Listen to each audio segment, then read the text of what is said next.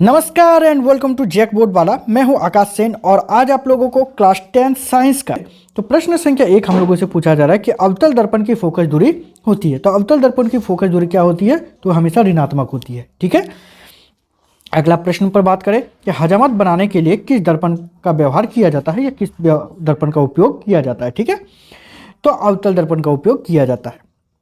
ठीक है, अगला प्रश्न पर यदि बात करें प्रश्न संख्या 3 पर, तो जिसमें हम लोगों से पूछा जा रहा है कि उत्तल लेंस द्वारा वास्तविक आवर्धित प्रतिबिंब बनाता है जब वस्तु स्थित होती है। तो कहाँ पर होती है? तो F और 2F के बीच स्थित होती है, उस टाइम होती है। ठीक है, अगला प्रश्न पर बात करें यदि प्रश्न संख्या 4 पर, तो प्रश्न संख्या 4 हम लोगों से पूछा जा रहा है कि 2 मीटर फोकस दूरी वाले अवतल लेंस की क्षमता होगी। तो 2 मीटर फोकस दूरी वाले अवतल लेंस की जो क्षमता होती है वो होती है -0.5 डायोप्टर का। ठीक है, अगला प्रश्न पर बात करें प्रश्न संख्या 5 पर, तो जिसमें हम लोगों से पूछा जा रहा है कि आंख के लेंस की वक्रता त्रिज्या को नियंत्रित करती है। तो कौन? तो पक्षमावी पेशियां जो होती है ये नियंत्रित करने का कार्य करती है। ठीक है, प्रश्न संख्या यदि 6 पर बात करें, तो प्रश्न संख्या 6 हम लोगों से पूछा जा रहा है कि अवतल लेंस के चश्मे का उपयोग करके किस दृष्टि दोष को दूर किया जा सकता है। तो निकट दृष्टि दोष जो होती है उस निकट दृष्टि दोष को जो है दूर किया जा सकता है।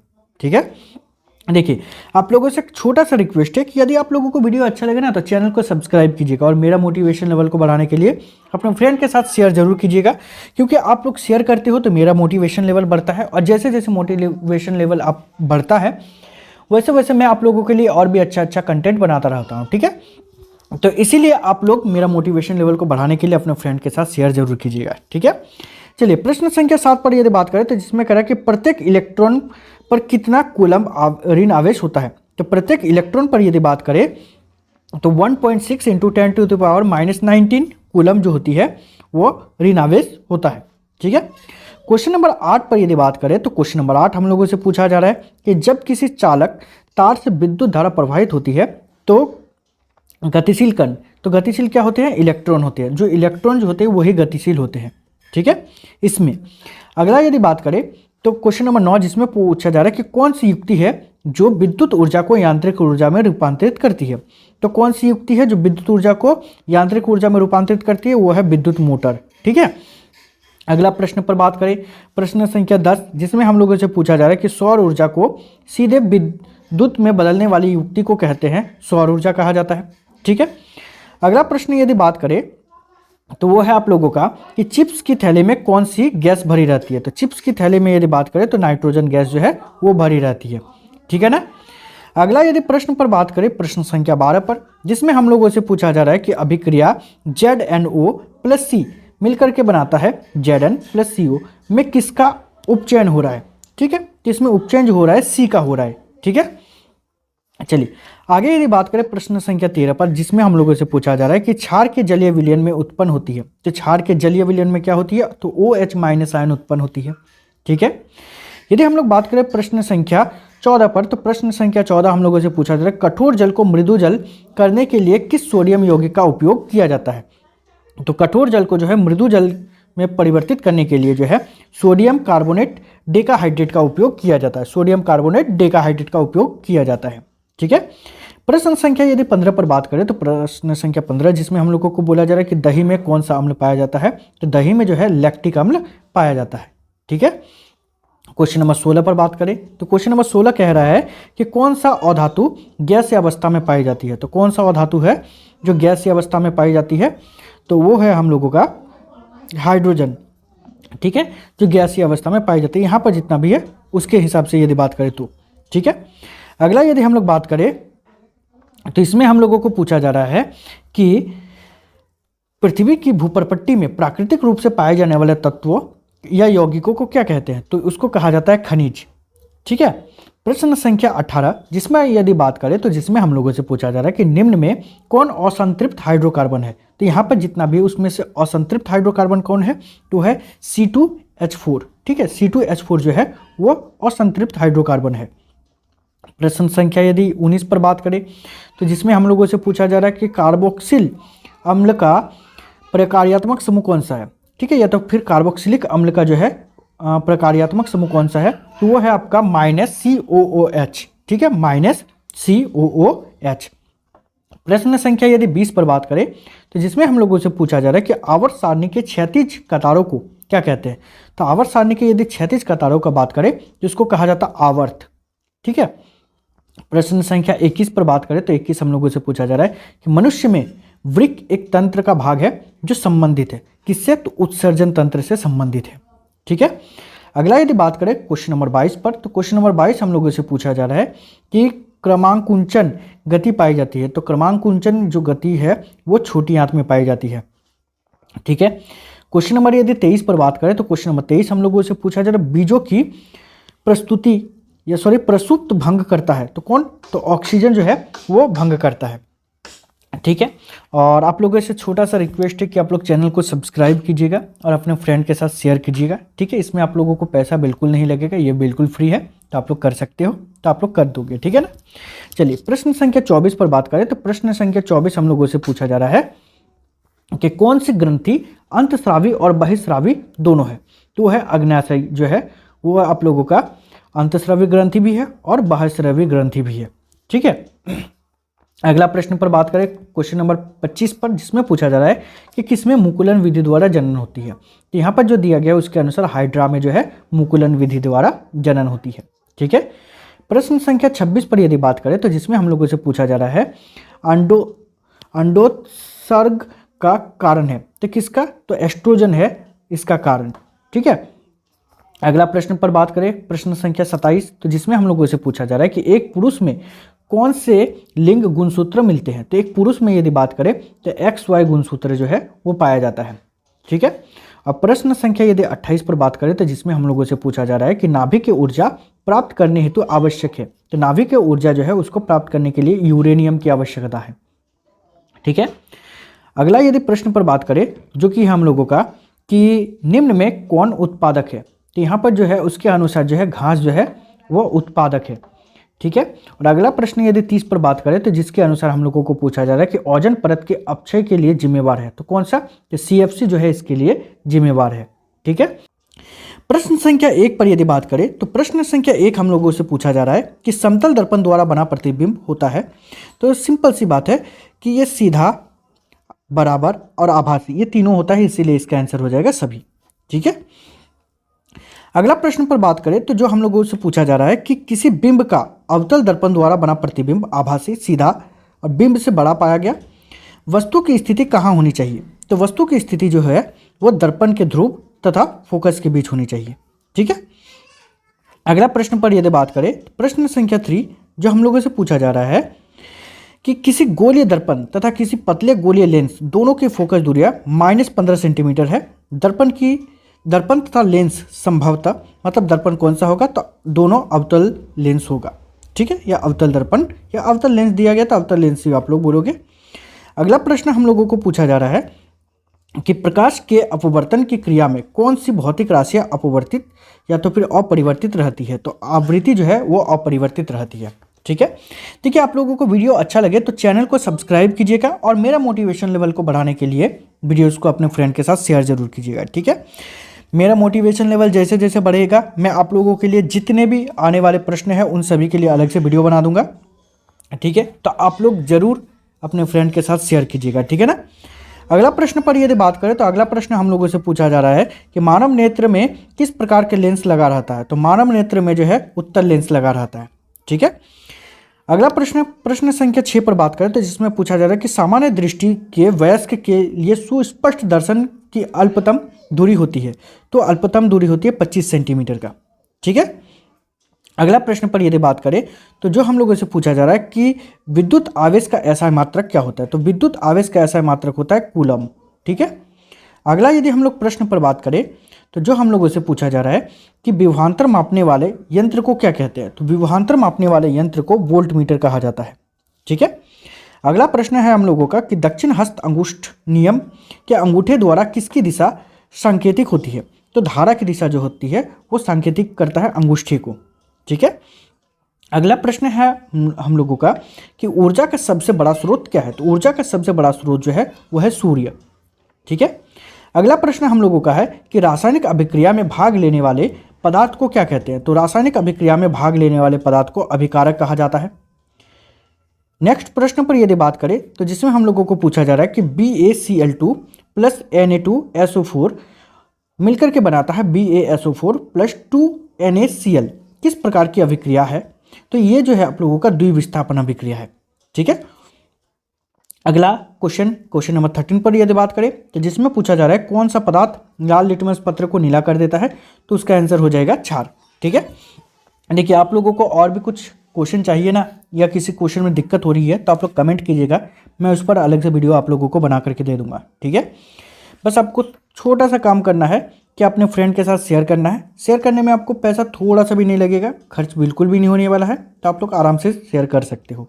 ठीक है, चलिए अगला प्रश्न पर बात करें तो कोई विलयन लाल लिटमस को नीला कर देता है, इसका पीएच संभवतः क्या होगा? तो इसका पीएच संभवतः 10 होगा। ठीक है, सिंपल सी बात है, यहाँ पर जो दिया गया इसके अनुसार। ठीक है ना, आगे यदि बात करें प्रश्न पर, प्रश्न संख्या 15 जिसमें पूछा जा रहा है कि विरंजक चूर्ण का रासायनिक सूत्र क्या है? तो विरंजक चूर्ण जो है इसका रासायनिक सूत्र है CaOCl2। ठीक है, CaOCl2। अगला यदि हम लोग प्रश्न पर बात करें, प्रश्न संख्या 16 जिसमें हम लोगों को पूछा जा रहा है कि कौन सा धातु कमरे के ताप पर द्रव होता है? तो कौन सा धातु? तो इसका आंसर हो जाएगा आपका पारा। ठीक है, अगला प्रश्न जो है प्रश्न संख्या 17 जिसमें पूछा जा रहा है कि तांबा और जस्ता के मिश्र धातु को क्या कहते हैं? तो तांबा और जस्ता के मिश्र धातु को कहा जाता है पीतल। अगला प्रश्न है हम लोगों का कि एल्केन का सामान्य सूत्र क्या है? तो एल्केन का सामान्य सूत्र होता है CnH2n+2। ठीक है, अगला प्रश्न हम लोगों का है कि ब्यूटेनॉन चतुर्कार्बन या चतुष्कार्बन, आप जो बोलो, कि यौगिक है जिसका प्रकार्यात्मक समूह। तो ब्यूटेनॉन का प्रकार्यात्मक समूह जो होता है वो है कीटोन। ठीक है, अगला प्रश्न है क्वेश्चन नंबर हम लोगों का 20 कि आधुनिक आवर्त सारणी में तत्वों के वर्गीकरण का आधार है? तो तत्वों का वर्गीकरण का आधार है परमाणु संख्या। परमाणु संख्या के आधार पर तत्वों का वर्गीकरण किया गया है। क्वेश्चन नंबर 21 जिसमें हम लोगों से पूछा जा रहा है कि प्रकाश संश्लेषण क्रिया में ऑक्सीजन बाहर निकलती है, किससे? तो जल से निकलती है। ठीक है ना, नेक्स्ट प्रश्न संख्या 22 जिसमें पूछा जा रहा है कि अनॉक्सी श्वसन के फलस्वरूप क्या बनता है? तो अनॉक्सी श्वसन के फलस्वरूप बनता है एथिल अल्कोहल। ठीक है, अगला बात करें क्वेश्चन नंबर 23 जिसमें पूछा जा रहा है कि निम्न में से कौन सा पादप हार्मोन है? तो कौन सा है यहाँ पर? तो यहाँ पर है साइटोकाइनिन, जो है ये पादप हार्मोन है।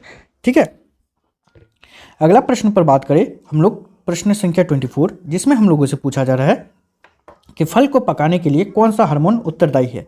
तो फल को पकाने के लिए जो है एथिलीन जो है, तो ये उत्तरदायी कारक है। ठीक है, क्वेश्चन नंबर यदि हम लोग 25 पर बात करें तो क्वेश्चन नंबर 25 हम लोगों से पूछा जा रहा है कि दिए गए चित्र किस प्रकार के जनन को दर्शाता है? तो ये जो है बहुखंडन को दर्शाता है, क्योंकि इसमें बहुत टुकड़ों में जो है बट जा रहा है, आप लोग देख सकते हो, इसी के कारण ये बहुखंडन को दर्शाता है। अगला प्रश्न पर बात करें 26 जिसमें पूछा जा रहा है कि पूर्ण विकसित अंडाशय कहलाता है? तो पूर्ण विकसित अंडाशय जो है वो कहलाता है फल। ठीक है, आगे यदि बात करें हम लोग तो यहाँ पर हम लोग कह सकते हैं कि मेंडल अपने प्रयोग के लिए किस पौधे को चुना? तो मेंडल ने अपने अपने प्रयोग के लिए जो है मटर का दाना को चुना था। ठीक है, अगला यदि हम लोग प्रश्न पर बात करें क्वेश्चन नंबर 28 तो जिसमें पूछा जा रहा है कि तापीय विद्युत संयंत्र इन चारों ऑप्शन में से आप लोग पढ़ोगे कि उसमें ऊर्जा विद्युत ऊर्जा में रूपांतरित होती है। तापीय विद्युत संयंत्र में बिल्कुल यही होता है, उसमें ऊर्जा जो होती है वो विद्युत ऊर्जा में रूपांतरित होती है। क्वेश्चन नंबर यदि 29 पर बात करें तो क्वेश्चन नंबर 29 हम लोगों से पूछा जा रहा है खाद्य श्रृंखला में एक पोषण स्तर से दूसरे पोषण स्तर तक प्रवाहित होने वाली ऊर्जा का प्रतिशत कितना होता है? तो खाद्य श्रृंखला में पोषी स्तर का यदि बात किया जाए तो दूसरे पोषी स्तर तक प्रवाहित होने में जो है 10% जो है ऊर्जा प्राप्त होती है। ठीक है, क्वेश्चन नंबर यदि 30 पर बात करें तो जिसमें हम लोगों से पूछा जा रहा है कि किस समूह में अजैव निम्नीकरणीय पदार्थ है? तो किस समूह में है? तो यहाँ पर जो आप लोगों का 4 समूह दिया गया है, तो इसमें जो है घास, लकड़ी और प्लास्टिक, लड़की नहीं है महोदय, ये यहाँ पर लकड़ी है। ठीक है, तो घास, लकड़ी और प्लास्टिक जो है इसका आंसर हो जाएगा। ठीक है, होता है तो क्या होता है? तो ये चारों में से तो ये सीधा होता है हमेशा। ठीक है ना, यदि हम लोग प्रश्न संख्या 2 पर बात करें तो प्रश्न संख्या 2 हम लोगों को बोला जा रहा है कि गोलीय दर्पण के ज्यामितीय केंद्र को क्या कहते हैं? तो गोलीय दर्पण के ज्यामितीय केंद्र को कहा जाता है ध्रुव। ठीक है, देखिए ये सारा का सारा प्रश्न जो है ना बहुत इंपॉर्टेंट है। ठीक है, तो आप लोग इसको पढ़ के ही जाओगे। ठीक है, चलिए क्वेश्चन नंबर 3 पर बात करें तो प्रश्न संख्या 3 कह रहा है कि किसी शब्दकोश के छोटे अक्षरों को पढ़ने के लिए आप किस प्रकार के लेंस का उपयोग करते हैं। तो किसी शब्दकोश के छोटे अक्षर को पढ़ने के लिए हम लोग जो है उत्तल लेंस का प्रयोग करते हैं। ठीक है, अगला प्रश्न पर यदि बात करें प्रश्न संख्या 4, जो हम लोगों को बोला जा रहा है कि जब प्रकाश की किरण हवा से कांच में जाती है तो वो मुड़ जाती है, किस कारण से, तो अभिलंब की ओर, या तो फिर किस ओर मुड़ती है, तो अभिलंब की ओर मुड़ जाती है। ठीक है, अगला प्रश्न पर बात करें प्रश्न संख्या 5, जो हम लोगों को बोला जा रहा है कि आंख के रंगीन भाग को क्या कहते हैं। तो आंख के रंगीन भाग को कहा जाता है आइरिस। ठीक है, यदि हम लोग अगला प्रश्न पर बात करें प्रश्न संख्या 6, जिसमें पूछा जा रहा है कि मानव नेत्र की सामान्य दृष्टि के लिए दूरबिंदु कितनी दूर पर होता है। तो दूरबिंदु का यदि बात किया जाए तो अनंत पर होती है। ठीक है, किस पर, यह मानव नेत्र का बात कर रहा है। ठीक है ना, चलिए प्रश्न संख्या 7 पर यदि बात करें तो जिसमें हम लोगों से पूछा जा रहा है कि विद्युत धारा का एसआई मात्रक क्या होता है। तो विद्युत धारा का एसआई मात्रक होता है एम्पियर। ठीक है, अगला प्रश्न प्रश्न संख्या 8, जो कह रहा है कि विद्युत परिपथ में ए मीटर को किस क्रम में जोड़ा जाता है। तो ए मीटर को जो है श्रेणी क्रम में जोड़ा जाता है या श्रेणी क्रम संयोजन में जोड़ा जाता है, जो आप बोलो चलेगा। यदि हम लोग अगला प्रश्न पर बात करें प्रश्न संख्या 9 पर, जिसमें हम लोगों से पूछा जा रहा है कि किसी प्रोटॉन का निम्न में से कौन सा गुण किसी चुंबकीय क्षेत्र में मुक्त गति करते समय परिवर्तित हो जाता है। तो वह है वेग। ठीक है, वेग में परिवर्तन हो जाता है। आगे यदि हम लोग बात करें प्रश्न संख्या 10 पर, जिसमें हम लोगों से पूछा जा रहा है कि निम्नांकित में से कौन नवीकरणीय ऊर्जा स्रोत है। तो कौन सा है, तो जैव गैस जो है वो नवीकरणीय ऊर्जा स्रोत है। ठीक है ना, यहाँ पर जो दिया गया है 4 ऑप्शन, इन चारों ऑप्शन में से देखिए आप लोगों को यदि और भी चाहिए ना सीट्स, तो आप लोग बस मेरा मोटिवेशन लेवल को बढ़ाइएगा। उसके लिए आपको अपने फ्रेंड के साथ शेयर करना है, बहुत बड़ा काम नहीं करना है, छोटा सा काम करना है, आप लोग कर सकते हो, कर दोगे। ठीक है ना, चलिए प्रश्न संख्या 11 पर बात करते हैं। तो प्रश्न संख्या 11 कहता है कि रासायनिक अभिक्रिया के फलस्वरूप बने पदार्थ को क्या कहते हैं। तो रासायनिक अभिक्रिया के फलस्वरूप बने पदार्थ को उत्पाद कहते हैं। ठीक है, क्वेश्चन नंबर 12 पर यदि बात करें तो क्वेश्चन नंबर 12 हम लोगों से पूछा जा रहा है 2H2 + O2 मिलकर के बनाता है 2H2O, किस प्रकार की अभिक्रिया है। तो ये अभिक्रिया जो है संयोजन अभिक्रिया है। ठीक है, संयोजन अभिक्रिया क्या है, वियोजन अभिक्रिया क्या है, इसके लिए मैं डिटेल में वीडियो बनाऊंगा। ठीक है ना, इसलिए चैनल को सब्सक्राइब करके रखोगे। चलिए आगे बात करते हैं क्वेश्चन नंबर 13 पर। क्वेश्चन नंबर 13 कह रहा है कि निम्न में कौन दुर्बल अम्ल है। तो कौन सा दुर्बल अम्ल है इन चारों में से, तो इन चारों में जो है CH3COOH जो है ये दुर्बल अम्ल है। ठीक है, क्वेश्चन नंबर 14 पर यदि बात करें तो क्वेश्चन नंबर 14 हम लोगों से पूछा जा रहा है कि अम्लीय विलयन का पीएच मान होता है। तो अम्लीय विलयन का पीएच मान जो होता है वो 7 से कम होता है। ठीक है, अगला प्रश्न है कि बेकिंग सोडा का रासायनिक सूत्र क्या है। तो बेकिंग सोडा का रासायनिक सूत्र होता है NaHCO3। ठीक है, अगला प्रश्न है प्रश्न संख्या 16, जिसमें हम लोगों से पूछा जा रहा है कि निम्न में कौन सी अधातु है जो द्रव अवस्था में रहती है। तो कौन सा अधातु है जो द्रव अवस्था में रहती है, वो है ब्रोमीन। ठीक है, अगला प्रश्न है हम लोगों का 17 नंबर, जिसमें पूछा जा रहा है हम लोगों को कि तांबा और टीन के मिश्र धातु को क्या कहते हैं। तो तांबा और टीन के मिश्र धातु को कहा जाता है कांसा। ठीक है, अगला प्रश्न है प्रश्न संख्या 18, जिसमें पूछा जा रहा है कि एल्कीन का सामान्य सूत्र। तो एल्कीन, ये एल्केन नहीं, ये एल्कीन है, और एल्कीन का सामान्य सूत्र है CnH2n। ठीक है, प्रश्न संख्या 19 पर बात करें तो प्रश्न संख्या 19 हम लोगों से पूछा जा रहा है कि निम्न में कौन एल्केन नहीं है। तो यहाँ पर जो दिया गया है इसमें कौन जो है एल्केन नहीं है। तो यह है C2H4 जो है वो एल्केन नहीं है। प्रश्न संख्या 20 पर बात करें तो 20 हम लोगों से पूछा जा रहा है कि आधुनिक आवर्त सारणी में समूहों की संख्या कितनी है। तो आधुनिक आवर्त सारणी में समूहों की संख्या जो है वो है 18। ठीक है ना, क्वेश्चन नंबर 21 पर बात करें तो क्वेश्चन नंबर 21 है कि निम्न में कौन प्रकाश संश्लेषण का उत्पाद नहीं है। तो कौन प्रकाश संश्लेषण का उत्पाद नहीं है, तो कार्बन डाइऑक्साइड जो है वो प्रकाश संश्लेषण का उत्पाद नहीं है, क्योंकि कार्बन डाइऑक्साइड ली जाती है ना, इसीलिए। चलिए क्वेश्चन नंबर यदि 22 पर बात करें तो क्वेश्चन नंबर 22 हम लोगों से पूछा जा रहा है कि मछली के हृदय में कोष्ठकों की संख्या। तो मछलियों के हृदय में कोष्ठकों की संख्या होती है 2। ठीक है, या कोष्ठों की संख्या कितनी होती है, तो 2 होती है। प्रश्न संख्या यदि 23 पर बात करें तो प्रश्न संख्या 23 हम लोगों से पूछा जा रहा है कि 2 तंत्रिका कोशिका के मध्य खाली स्थान को कहते हैं। तो क्या कहते हैं, तो उसको सिनेप्स कहा जाता है। ठीक है ना। क्वेश्चन नंबर यदि 24 पर बात करें तो क्वेश्चन नंबर 24 हम लोगों से पूछा जा रहा है एस्ट्रोजन स्रावित होता है, तो कहाँ से, अंडाशय से जो है एस्ट्रोजन स्रावित होता है। ठीक है। क्वेश्चन नंबर 25 जिसमें हम लोगों से पूछा जा रहा है कि दिया गया चित्र किस प्रकार के जनन को दर्शाता है, तो किस प्रकार के जनन को, तो ये मुकुलन को दर्शाता है। और ये चित्र देख करके आप लोग कमेंट कीजिएगा कि वास्तव में मुकुलन द्वारा जनन जो है किस में होती है। ठीक है, आप लोग को नहीं पता है तो वो भी कमेंट में कीजिएगा, मैं उसको आप लोगों को बता दूंगा। ठीक है, चलिए प्रश्न संख्या 26 पर बात करें तो प्रश्न संख्या 26 पूछा जा रहा है कि निम्न में कौन मानव में मादा के जनन तंत्र का भाग नहीं है, तो कौन सा जो है मादा के जनन मानव मादा के जनन तंत्र का भाग नहीं है। तीन चारों में जो है वो है शुक्रवाहिनी। ठीक है, शुक्रवाहिका या शुक्राणुवाहिका जो है ये मादा का जो है जनन तंत्र नहीं है। ठीक है। प्रश्न संख्या 27 पर बात करें तो जिसमें पूछा जा रहा है कि मनुष्य की कोशिका में गुणसूत्रों की संख्या कितनी होती है, तो 23 जोड़ी होती है, ये तो पता ही है। अगला यदि प्रश्न पर बात करें प्रश्न संख्या 28 जिसमें हम लोगों से पूछा जा रहा है कि निम्न में से कौन बायोमास ऊर्जा स्रोत का उदाहरण नहीं है, तो बायोमास ऊर्जा स्रोत का उदाहरण कौन सा नहीं है, तो नाभिकीय ऊर्जा जो है यह नहीं है। ठीक है। क्वेश्चन नंबर यदि हम लोग बात करें 29 पर मतलब 29 पर, तो यहाँ पर हम लोगों से पूछा जा रहा है कि ऐसे पदार्थ जो जैविक प्रक्रमों द्वारा सरल अणुओं में तोड़े जा सकते हैं क्या कहलाते हैं, तो इसको जैव निम्नीकरण कहा जाता है। ठीक है। अगला प्रश्न यदि 30 नंबर प्रश्न पर बात करें तो जिसमें हम लोगों से पूछा जा रहा है कि निम्न में से कौन आहार श्रृंखला का निर्माण करते हैं, तो आहार श्रृंखला का घास, बकरी और मानव। ठीक है, घास को खाता है बकरी, बकरी को खाता है मानव। ठीक है। प्रश्न संख्या 1 हम लोगों को दिया गया है किसी गोलीय दर्पण की फोकस दूरी उसकी वक्रता त्रिज्या का क्या होती है, तो किसी भी गोलीय दर्पण का फोकस दूरी जो है उसके वक्रता त्रिज्या का आधा होती है। ठीक है, या आधी होती है। अगला प्रश्न पर यदि बात करें तो जो हम लोगों से पूछा जा रहा है कि उस दर्पण का नाम बताइए जो बिंब का सीधा तथा आवर्धित प्रतिबिंब बना सके, तो वह दर्पण कौन सा होगा, तो वो हो जाएगा आप लोगों का अवतल दर्पण। ठीक है।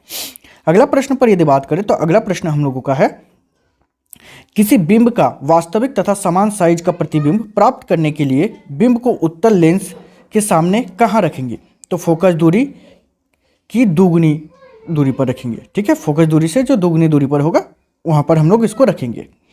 आगे यदि बात करें तो जिसमें हम लोगों से प्रश्न मतलब हम लोगों को प्रश्न पूछा जा रहा है कि 1 मीटर फोकस दूरी वाले उत्तल लेंस की क्षमता होगी कितनी होगी, तो 1 डायोप्टर होगी। ठीक है, 1 मीटर फोकस दूरी है तो 1 डायोप्टर उसकी दूरी हो जाएगी, सिंपल सी बात है।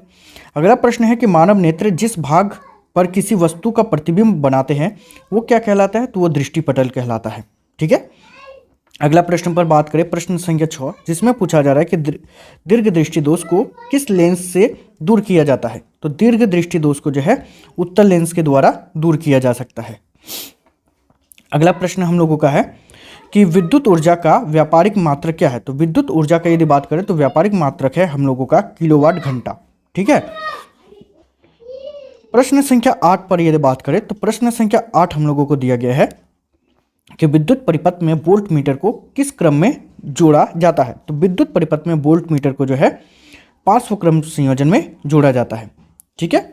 अगला प्रश्न संख्या 9 पर यदि बात करें तो प्रश्न संख्या 9 हम लोगों से पूछा जा रहा है विद्युत प्रेरण की घटना, तो यहाँ पर 4 ऑप्शन है, इसमें से हो जाएगा आप लोगों का कुंडली तथा चुंबक के बीच अपेक्षित गति के कारण कुंडली में प्रेरित विद्युत धारा उत्पन्न करता है या करना है, यह विद्युत प्रेरण का काम होता है। आगे यदि बात करें हम लोग कि अनवीकरणीय ऊर्जा स्रोत है, तो यहाँ पर 4 ऑप्शन में से अनवीकरणीय ऊर्जा स्रोत है कोयला। ठीक है। अगला प्रश्न है प्रश्न संख्या 11 जिसमें हम लोगों से पूछा जा रहा है कि दीवारों पर सफ़ेदी कराने के लिए किसका उपयोग होता है, तो दीवारों पर सफ़ेदी कराने के लिए जो है CaOH का होल 2, ठीक है, OH का होल 2 का उपयोग किया जाता है, मतलब CaOH का होल 2 का उपयोग किया जाता है। ठीक है। देखिए आप लोगों को यदि वीडियो अच्छा लगे ना तो चैनल को सब्सक्राइब कीजिएगा, वैसे बिल्कुल फ्री है, आप लोग सब्सक्राइब कर सकते हो। और मेरा भी थोड़ा सा भला करने के लिए अपने फ्रेंड के साथ शेयर ज़रूर कीजिएगा ताकि मेरा भी भला हो जाए, मेरा भी मोटिवेशन लेवल बढ़ जाए और मैं आप लोगों के लिए और भी अच्छा कंटेंट बना सकूं। तो प्लीज़ अपने फ्रेंड के साथ शेयर ज़रूर कीजिएगा। ठीक है। चलिए प्रश्न संख्या यदि 12 पर बात करें तो प्रश्न संख्या 12 हम लोगों को पूछा जा रहा है कि शरीर में भोजन का पाचन किस प्रकार की अभिक्रिया है? तो शरीर में यदि भोजन का पाचन का बात करें तो यह वियोजन अभिक्रिया का उदाहरण है। ठीक है। प्रश्न संख्या यदि 13 पर बात करें तो प्रश्न संख्या 13 हम लोगों को कह रहा है कि अम्ल के जलीय विलयन में उत्पन्न होता है। तो अम्ल के जलीय विलयन में क्या उत्पन्न होता है? तो H+ आयन उत्पन्न होता है। ठीक है। प्रश्न संख्या 14 पर बात करें तो जिसमें हम लोगों से पूछा जा रहा है किसी विलयन का pH मान 10 है वो होगा, तो सिंपल सी बात है वो क्षार होगा। ये तो आप लोगों को पता ही होगा। आगे यदि बात करें प्रश्न संख्या 15 पर जिसमें हम लोगों से पूछा जा रहा है कि संतरा में कौन सा अम्ल पाया जाता है? तो संतरा में जो है सिट्रिक अम्ल पाया जाता है। ठीक है। प्रश्न संख्या 16 पर यदि बात करें तो प्रश्न संख्या 16 हम लोगों से पूछा जा रहा है कि वो कौन सा अधातु है जो विद्युत का सुचालक है। अधातु है लेकिन वो विद्युत का सुचालक है, वह आप लोगों का आंसर हो जाएगा ग्रेफाइट। ठीक है। प्रश्न संख्या 17 जिसमें पूछा जा रहा है कि निम्न में कौन सबसे अधिक अभिक्रियाशील है? तो यहाँ पर जो दिया गया है उसमें से सबसे अभिक्रियाशील जो है वो है पोटेशियम। ठीक है। प्रश्न संख्या 18 पर यदि बात करें तो प्रश्न संख्या 18 हम लोगों से पूछा जा रहा है कि एल्काइन का सामान्य सूत्र क्या होता है? तो एल्काइन का सामान्य सूत्र होता है CnH2n-2। ठीक है, CnH2n-2। अगला प्रश्न पर बात करें प्रश्न संख्या 19 पर जिसमें हम लोगों से पूछा जा रहा है कि कीटोन का प्रकार्यात्मक समूह कौन सा है? तो कीटोन का प्रकार्यात्मक समूह है डबल बॉन्ड CO। ठीक है, डबल बॉन्ड CO। अगला यदि प्रश्न पर बात करें तो जो हम लोगों से पूछा जा रहा है आवर्त सारणी में अदग्र स्तंभों को क्या कहते हैं? तो अदग्र स्तंभों को कहा जाता है वर्ग। ठीक है। अगला प्रश्न पर यदि बात करें क्वेश्चन नंबर 20 पर जिसमें हम लोगों से पूछा जा रहा है कि मैग्नीशियम पाया जाता है। तो मैग्नीशियम किस में पाया जाता है? तो क्लोरोफिल में। यहाँ पर जो 4 चीज़ है उसके अनुसार। ठीक है। अगला यदि बात करें क्वेश्चन नंबर 22 पर जिसमें हम लोगों से पूछा जा रहा है कि मानव हृदय में कितने कोष्ठ होते हैं? तो मानव हृदय का यदि बात करें तो 4 कोष्ठ होता है या 4 भाग होता है जो आप बोलोगे। आगे यदि बात करें प्रश्न संख्या 23 जिसमें हम लोगों से पूछा जा रहा है कि मस्तिष्क उत्तरदायी है तो किसके लिए? तो सोचने के लिए, हृदय स्पंदन के लिए और शरीर का संतुलन बनाए रखने के लिए। तो ये तीनों हो जाएगा, तो इसीलिए इसका ऑप्शन डी मतलब इनमें से सभी हो जाएगा। ठीक है। बस आप लोगों को चैनल को सब्सक्राइब करना है और मेरा मोटिवेशन लेवल को बढ़ाने के लिए अपना फ्रेंड के साथ शेयर जरूर करना है। ठीक है। अगला प्रश्न पर बात करें तो जिसमें कह रहा है कि एक नर हार्मोन का नाम, मतलब यहाँ पर जो दिया गया है इसमें से एक नर हार्मोन कौन सा है? तो टेस्टोस्टेरोन जो है वो एक नर हार्मोन है। ठीक है। देखिए अगला प्रश्न जो है एक चित्र के रूप में दिया है जिसमें हम लोगों से पूछा जा रहा है कि दिए गए चित्र किस प्रकार के जनन को दर्शाता है? ठीक है। तो ये जो है कायिक प्रवर्धन को दर्शाता है। ठीक है। कायिक प्रवर्धन का मतलब क्या होता है आप लोग को यदि पता है कमेंट कीजिएगा, नहीं पता है तो भी कमेंट कीजिएगा, मैं आप लोगों को बता दूंगा। ठीक है। प्रश्न संख्या 26 पर यदि बात करें तो प्रश्न संख्या 26 हम लोगों से पूछा जा रहा है कि नर युग्मक तथा मादा युग्मक के संलयन को क्या कहते हैं? तो नर युग्मक तथा मादा युग्मक के संलयन को हम लोग कहते हैं निषेचन। ठीक है। प्रश्न संख्या 27 पर यदि बात करें तो जिसमें हम लोगों से पूछा जा रहा है कि पक्षी और चमगादड़ के पंख तो क्या होते हैं? समजात अंग होते हैं या अवशोषी अंग होते हैं या जीवाश्म होते हैं या असमजात अंग होते हैं? तो ये असमजात अंग होगा। ठीक है, क्योंकि चमगादड़ का पंखों का बनावट अलग होता है और पक्षियों का अलग होता है, इसी के कारण। अगला बात करें प्रश्न संख्या 28 जिसमें हम लोगों से पूछा जा रहा है कि निम्नांकित में कौन मुख्यतः जैव गैस का संगठक है? ठीक है, तो कौन सा है? तो मीथेन जो है या मेथेन जो है ये हो जाएगा। क्वेश्चन नंबर यदि बात करें 29 पर जिसमें पूछा जा रहा है हम लोगों को कि ग्लोबल वार्मिंग के लिए उत्तरदायी गैस कौन सा है? तो ग्लोबल वार्मिंग के लिए उत्तरदायी गैस जो है वो है CO2। ठीक है। अगला प्रश्न पर बात करें प्रश्न संख्या 30 पर जिसमें पूछा जा रहा है किसी आहार श्रृंखला में शाकाहारी का निर्माण होता है। तो शाकाहारी का निर्माण किस में होता है? तो द्वितीयक पोषी स्तर पर। ठीक है। लोगों का समतल दर्पण की फोकस दूरी क्या होती है? तो समतल दर्पण की फोकस दूरी होती है अनंत। ठीक है। अगला यदि हम लोग प्रश्न पर बात करें तो हम लोगों का प्रश्न है कि किसी वस्तु का अवतल दर्पण द्वारा वास्तविक उल्टा और समान आकार का प्रतिबिंब बनता है। तो वस्तु की स्थिति क्या है? तो वस्तु की स्थिति होगी उस टाइम C पर। ठीक है। अगला प्रश्न पर यदि बात करें तो अगला प्रश्न हम लोगों का है कि निम्नांकित में से किसमें प्रकाश सबसे तेज गति से चलता है? तो वायु पर जो है प्रकाश सबसे तेज गति से चलती है। ठीक है। अगला प्रश्न है आप लोगों का कि एक लेंस की क्षमता -4D, डी मतलब डायोप्टर होता है, तो उसकी फोकस दूरी क्या होगी? तो उसकी फोकस दूरी होगी -0.25 मीटर। ठीक है। अगला यदि प्रश्न पर बात करें तो जो हम लोगों का प्रश्न है कि मानव नेत्र के फोकस दूरी में परिवर्तन का क्या कारण है। तो मानव नेत्र की फोकस दूरी में परिवर्तन का कारण है सिलियरी मांसपेशियां। मतलब सिलियरी मांसपेशियां जब क्या हो जाती है, झुल जाती है या बड़ी हो जाती है, जिसके कारण ऐसी होती है। ठीक है, इन सभी को मैं डिटेल में बताऊंगा, टेंशन नहीं लेना है। बस आप लोगों को मेरा मोटिवेशन लेवल को बढ़ाने के लिए चैनल को सब्सक्राइब करना है और अपने फ्रेंड के साथ शेयर करना है। ठीक है, चलिए अगला प्रश्न पर यदि बात करें तो कह रहा है कि दूर दृष्टि दोष को डैश भी कहा जाता है। तो माइपर मेट्रोपिया भी कहा जाता है। ठीक है, दूर दृष्टि दोष को यदि हम लोग माइट्रो हम बोल दिए, ये हाइपर मेट्रोपिया बोला जाता है। ठीक है, अगला यदि प्रश्न पर यदि बात करें तो अगला प्रश्न हम लोगों का है कि प्रतिरोध का ऐसा मात्रक क्या है। तो प्रतिरोध का ऐसा मात्रक होता है ओम। ठीक है, अगला यदि प्रश्न पर बात करें जो कि है प्रश्न संख्या 8, जिसमें कह रहा है टंगस्टन का उपयोग निम्नांकित में से किसमें किया जाता है। तो टंगस्टन का उपयोग जो है अभी जो दिया है इसके अनुसार जो बिजली के बल्ब में जो है किया जाता है, वो पुराना जो बिजली का बल्ब होता था उसमें किया जाता था। ठीक है, अगला प्रश्न हम लोगों का है कि चुंबकीय क्षेत्र रेखाएं निकलती है तो उत्तरी ध्रुव से निकलती है। ठीक है, उत्तरी ध्रुव से निकलने के बाद दक्षिणी ध्रुव की ओर प्रवेश करती है। अगर यदि बात करें प्रश्न पर जो कह रहा है कि निम्नांकित में से कौन सा हमारे लिए ऊर्जा का परम स्रोत है। तो ऊर्जा का परम स्रोत है सौर ऊर्जा, क्योंकि ये कभी भी समाप्त नहीं होने वाली है इसीलिए। अगला यदि बात करें प्रश्न पर, प्रश्न संख्या 11, जिसमें हम लोगों से पूछा जा रहा है कि रासायनिक समीकरण को हम किस नियम के कारण संतुलित करते हैं। तो द्रव्यमान संरक्षण के नियमानुसार, क्योंकि द्रव्यमान का ना तो निर्माण होता है ना ही सृजन होता है, ना तो निर्माण होता है ना ही विनाश होता है। ठीक है, किसी रासायनिक अभिक्रिया में, इसी के कारण हम लोग संतुलित करते हैं। अगला प्रश्न पर बात करें क्वेश्चन नंबर 12, जिसमें कह रहा है कि Fe प्लस CuSO4 मिलकर के बनाता है CuFeSO4 किस प्रकार की अभिक्रिया है। तो यह विस्थापन अभिक्रिया है। ठीक है, अगला प्रश्न पर बात करें क्वेश्चन नंबर 13, जिसमें हम लोगों से पूछा जा रहा है कि H+ आयन की सांद्रता किस पदार्थ में सबसे अधिक होती है। तो जठर रस में जो है सबसे अधिक होती है।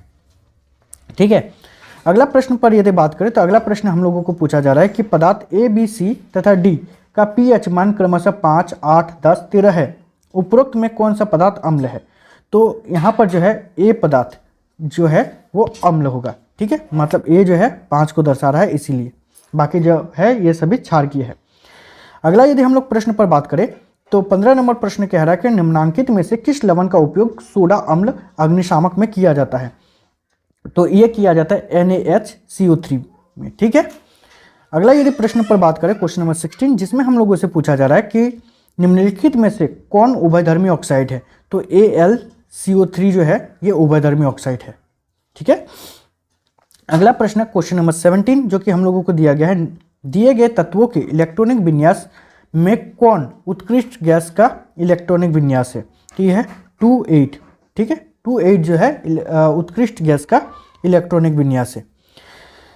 ठीक है, उत्कृष्ट गैस मतलब क्या होता है आप लोग कमेंट करके बताओगे, नहीं पता है तो आप लोग वो भी कमेंट कर दोगे, मैं आप लोगों को बता दूंगा। अगला प्रश्न है क्वेश्चन नंबर 18, जो कह रहा है कि निम्नांकित में कौन असंतृप्त हाइड्रोकार्बन है। तो कौन सा है। तो ये हो जाएगा आप लोगों का C2H2। ठीक है, ये जो है असंतृप्त हाइड्रोकार्बन है। आगे यदि बात करें क्वेश्चन नंबर 19, जिसमें पूछा जा रहा है HCHO में कौन प्रकार्यात्मक समूह। तो इसमें एल्डिहाइड जो है प्रकार्यात्मक समूह है। ठीक है, अगला प्रश्न जो है हम लोगों का क्वेश्चन नंबर 20, जिसमें पूछा जा रहा है कि दिए गए तत्वों में किस तत्वों में संयोजी इलेक्ट्रॉन की संख्या लिथियम के बराबर होती है। तो पोटेशियम जो है, जिसमें जो इलेक्ट्रॉनिक संख्या या इलेक्ट्रॉनों की संख्या लिथियम के बराबर होता है। आगे यदि बात करें क्वेश्चन नंबर 21, जिसमें पूछा जा रहा है हम लोगों को कि अमीबा में किस प्रकार का पोषण होता है। तो अमीबा में जो होता है प्राणी समभोजी पोषण होता है। ठीक है, प्राणी समभोजी पोषण मतलब क्या होता है आप लोग कमेंट करके बताओगे, नहीं पता है तो भी कमेंट करोगे, मैं आप लोगों को बता दूंगा। अगला प्रश्न है हम लोगों का प्रश्न संख्या 22, जिसमें पूछा जा रहा है श्वसन प्रक्रिया में ग्लूकोज में पायरुवेट का विखंडन कहाँ होता है। तो श्वसन प्रक्रिया में यदि बात करें तो ग्लूकोज में जो पायरुवेट का विखंडन होता है वो माइटोकॉन्ड्रिया में होता है। ठीक है, माइटोकॉन्ड्रिया में।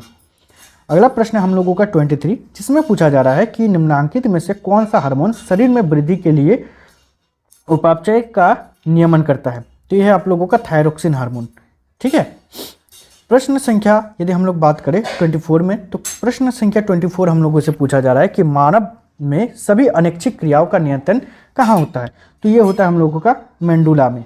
ठीक है, देखिए आप लोगों को और भी सेट्स चाहिए ना, तो आप लोग चैनल को सब्सक्राइब कीजिएगा और मेरा मोटिवेशन लेवल को बढ़ाने के लिए अपने फ्रेंड के साथ शेयर जरूर कीजिएगा, ताकि मेरा भी मोटिवेशन लेवल बढ़ता रहे और आप लोगों के लिए इससे भी अच्छा अच्छा कंटेंट और नए नए सेट को आप लोगों के लिए अपलोड करूँ, ताकि आप लोगों के एग्जाम में फुल मार्क्स आ जाए।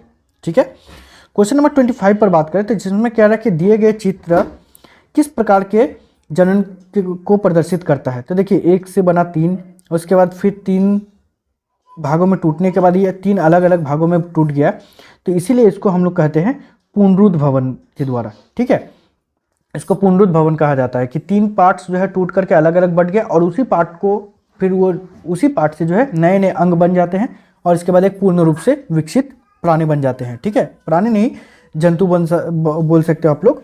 ठीक है, तो इसको पुनरुद्ध भवन कहा जाता है। आगे यदि प्रश्न पर बात करें जो कह रहा है कि मनुष्य में निषेचन कहाँ होता है? तो मनुष्य में निषेचन जो होता है अंडवाहिका में होती है या अंडवाहिका में होती है। ठीक है, अगला प्रश्न पर यदि बात करें तो जिसमें हम लोगों को पूछा जा रहा है कि किसी जीव में कोई गुण प्रभावित होता है, तो पिता और माता दोनों के डीएनए से। ठीक है, पिता और माता के दोनों के डीएनए से जो है गुण प्रभावित होती है। क्वेश्चन नंबर यदि हम लोग बात करें 28, जिसमें हम लोगों को पूछा जा रहा है कि नाभिकीय विद्युत संयंत्र शक्ति संयंत्र में किस प्रक्रिया से ऊर्जा मुक्त होती है? तो ये होती है नाभिकीय विखंडन द्वारा। ठीक है, अगला यदि प्रश्न पर बात करें हम लोग तो जिसमें हम लोगों से पूछा जा रहा है कि हरे पौधे की पत्तियां प्राप्त होने वाले सौर ऊर्जा का कितना प्रतिशत भाग खाद्य ऊर्जा में परिवर्तित करने में खर्च करती है? तो यह है 1%। ठीक है, अगला प्रश्न है क्वेश्चन नंबर 30, जिसमें पूछा जा रहा है कि निम्नलिखित में से किस पदार्थ का प्रयोग करना पर्यावरण के लिए सबसे लाभदायक होता है? तो कागज का डिस्पोजल कप का उपयोग। ठीक है, या डिस्पोजल कप मतलब होता है जो सड़ जाता है। खैर, तो यदि आप लोगों को ऐसे ही और भी वीडियोस चाहिए ना, तो आप लोग चैनल को सब्सक्राइब कीजिएगा और मेरा मोटिवेशन लेवल को बढ़ाने के लिए अपने फ्रेंड के साथ शेयर भी कीजिएगा। ठीक है, और आप लोगों को कुछ एक्स्ट्रा सब्जेक्ट के लिए यदि वीडियोस चाहिए तो आप लोग मतलब कमेंट कर दीजिएगा, मैं आप लोगों को उसके लिए भी वीडियो अलग से बना दूंगा। ठीक है, तो इस वीडियो में इतना ही, मिलते हैं नेक्स्ट वीडियो में, तब तक के लिए बाय, थैंक यू।